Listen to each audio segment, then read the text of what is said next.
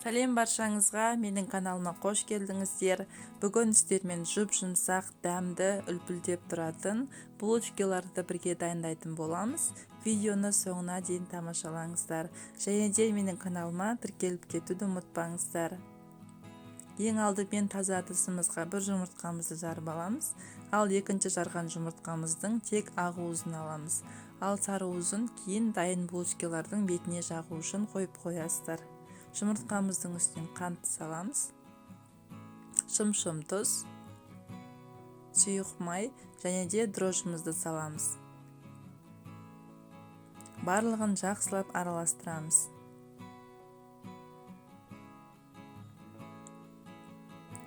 Үстінен жылы сүтімізді құямыз.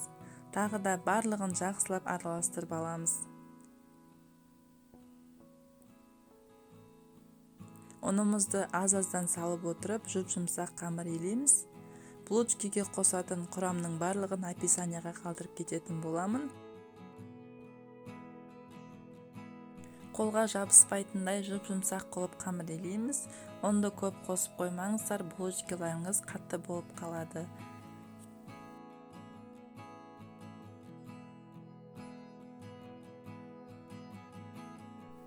Дайын болған қамырымызды бетін жауып 1 сағатқа көтерілуге қойып қоямыз. Қамырымыз көтерілгеннен кейін тағы да 1 рет басып, тағы да жылы жерге қойып қойыңыздар. 2-3 есе қайтарып бассаңыздар, булочкаларыңыз нәзік жұп-жұмсақ болып шығады. Міне менде қамырым көтерілді. Енді барлығын бірнеше бөлікке бөліп шығатын боламын.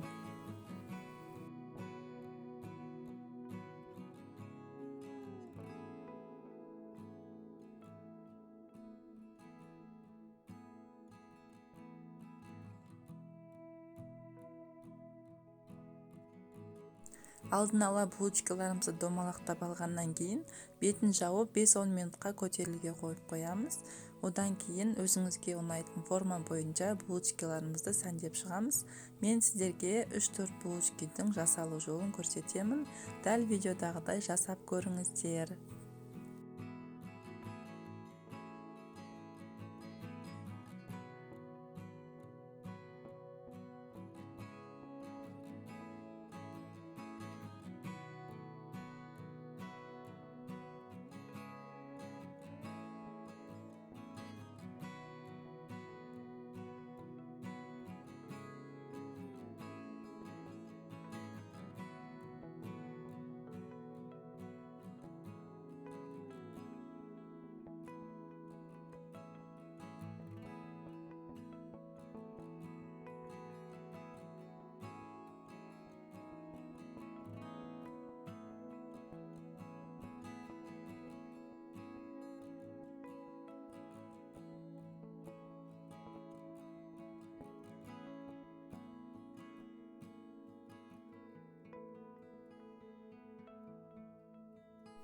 Барлық булочкаларымды формаға келтіріп шықтым.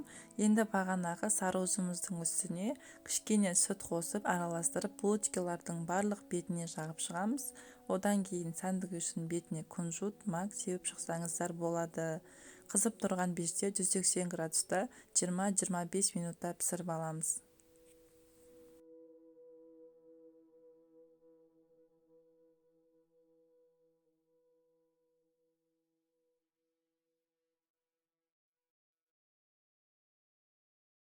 Міне біздің булочкаларымыз дайын болды. Жасап көріңіздер.